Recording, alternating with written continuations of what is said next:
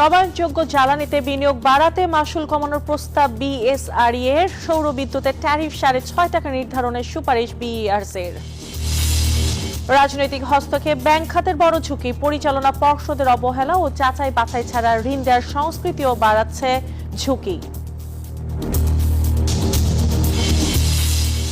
পর্যাপ্ত যোগানের পর চট্টগ্রামের বাজারে লাগামহীন চালের দাম বস্তা প্রতি বেড়েছে 2 থেকে 300 টাকা। উত্তরবঙ্গের চাল সিন্ডিকেটকে দায় দিচ্ছেন ব্যবসায়ীরা।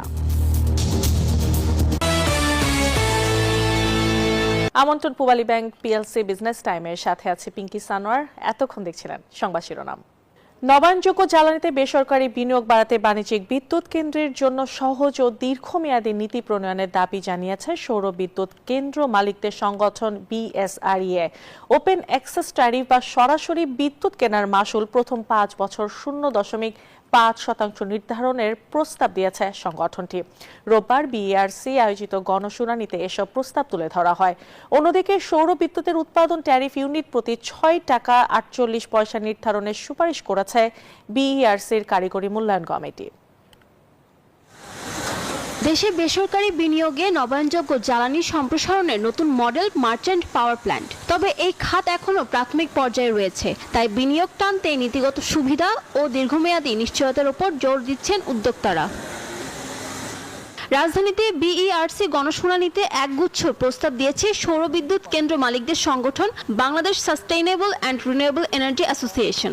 Against the prevailing grid rate of about 10.88, if wheeling, receiving, cross-subsidy, system use and other charges push the open access tariff toward 3 taka per kilowatt hour, renewable power becomes commercially unattractive to the very industries that need it most.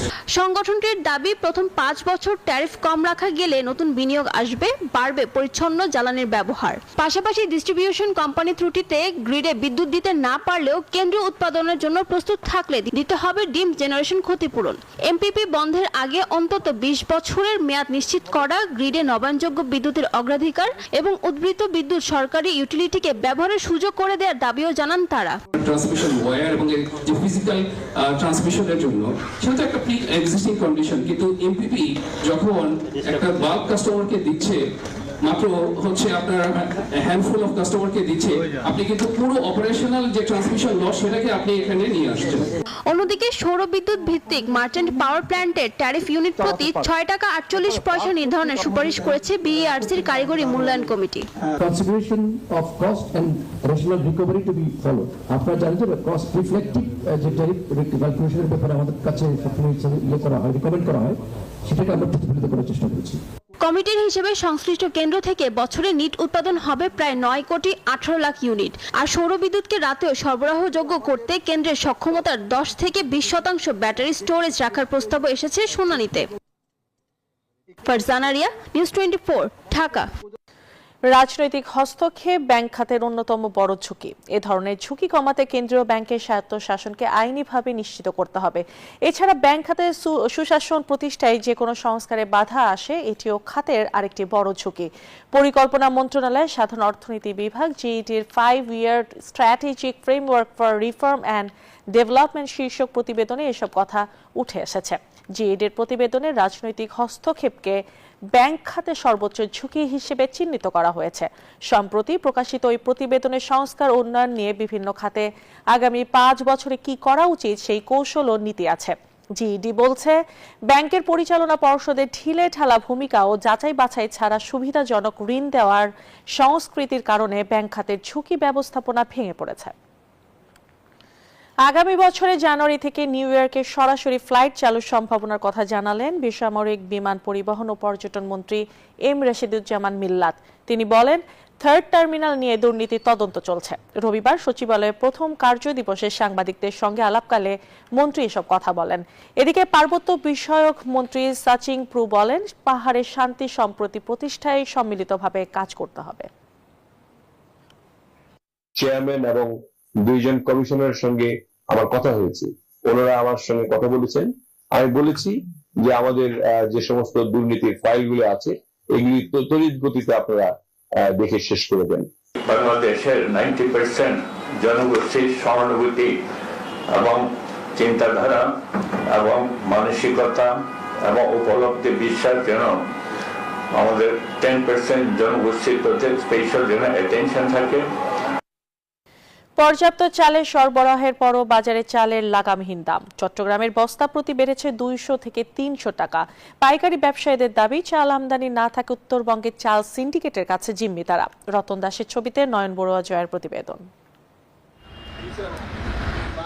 চাল নিয়ে চালবাজি যেন থামছে না। চাহিদা মেটাতে উত্তরবঙ্গের উপর নির্ভর করতে হয় চট্টগ্রামের চাল পাইকারদের। চালের সরবরাহের কোনো ঘাটতি নেই, তারপরও হু হু করে বাড়ছে মোটা ও সরু চালের দাম। বস্তা নিয়ে গেছি 1200, এগুলা হচ্ছে এখন 1500, 1600, 1700 টাকা। তা আমাদের এরকম তো নাই, ইনকাম সোর্স নাই। চাউলের বাজারটা একটু বেশি, আমাদের মধ্যবিত্তের ধরা ছোঁয়ার বাইরে। আয়ত্তর মধ্যে না, আয়ত্তর বাইরে চলে গেছে এখন। 70 টাকা কেজি, মানে এটা অনেক বেশি। এইদিকে পাইকারতে দুষছেন খুচরা ব্যবসায়ীরা। দেশীয় চালের পর্যাপ্ত মজুদ আছে এবং পর্যাপ্ত আপনার সরবরাহ আছে, কিন্তু আপনার ওই এলসি বন্ধ থাকার কারণে দেশীয় মাল একটু দাম বেশি। বাজারে বেশি বেড়েছে সুগন্ধি চালের দাম। পাইকাররা বলছেন বাজারে চাল না থাকার সুযোগকে কাজে লাগিয়েছে উত্তরবঙ্গের চাল সিন্ডিকেট। সিনিগুড়া যে কন্ট্রোলের বাইরে চলে গেছিল, ঠিকনীয় চাইল এই ধরনের পরিবেশ হবে। আমাদের দেশে যে অবস্থা সিন্ডিকেট করার, এই সিন্ডিকেটের পরিকল্পনা যদি হয়ে যায় তাহলে এটাকে কন্ট্রোল করা যাবে না। আমাদের দেশের চাল আসুক বা না আসুক, এলসিটা ওভান থাকলে আমাদের দেশীয় চালের দাম বাড়বে না। দ্রুত বাজার তদারকি করার দাবি ভোক্তাদের। নয়ন বড়ুয়া জয়, নিউজ 24, চট্টগ্রাম। দেশের বিশাল জনগোষ্ঠীর কোনো কারিগর দক্ষতা নেই। এমন অবস্থায় এই দক্ষতা অর্জনের উপর গুরুত্ব দিলেন শিক্ষামন্ত্রী ডক্টর আ.ন.ম এহসানুল হক মিলন। সকালে রাজধানীর সোবহানবাগে কারিগরি ও বৃত্তিমূলক শিক্ষা এবং প্রশিক্ষণ শীর্ষক এক সংলাপে অংশ নেন তিনি বলেন, দেশে কর্মসংস্থানের বড় সুযোগ রয়েছে, তবে কারিগরি দক্ষতা না থাকায় বাংলাদেশিরা এসব সুযোগ যথাযথভাবে কাজে লাগাতে পারছে না।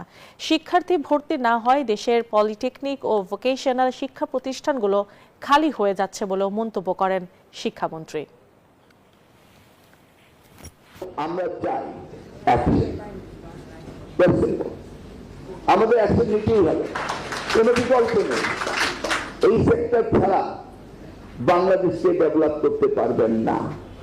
সবাইকে টার্সিয়ারি এডুকেশনে পিএইচডি করানো, পোস্টডক করানো, প্রফেসর বানানো, আর শুধু বিসিএস ক্যাডার বানানো, that should not be the aim of a state, a country.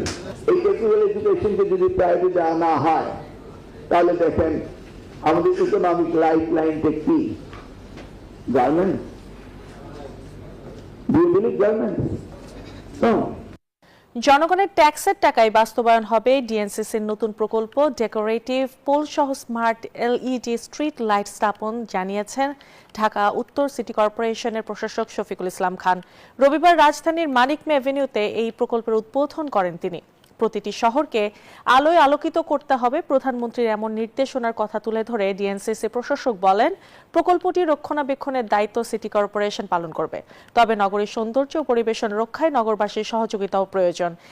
একই সঙ্গে ক্লিন ঢাকা, গ্রিন ঢাকা বাস্তবায়নের বর্জ্য ব্যবস্থাপনা থেকে শুরু করে মশক নিয়ন্ত্রণ ও ডেঙ্গু প্রতিরোধের কাজ করার কথা জানান তিনি। এ কাজে নগরবাসীর অংশগ্রহণ চান ডিএনসিসি প্রশাসক। মাননীয় প্রধানমন্ত্রীর নির্দেশনা আছে যে প্রতিটি শহরকে আলোকিত করতে হবে। আজকে যেই উত্তর সিটি কর্পোরেশনের পক্ষ থেকে যেই বড় একটি প্রকল্প আমরা আজকে উদ্বোধন করব, এটা জনগণের ট্যাক্সের টাকা দিয়ে নির্মিত হবে। এটা রক্ষণাবেক্ষণ যেমন সিটি কর্পোরেশন করবে, পাশাপাশি এখানে আপনারা যারা উপস্থিত আছেন এই বিষয়গুলো আপনাদেরও সহযোগিতা দরকার হবে। শেষ করছি। Pubali bank business time. ধন্যবাদ।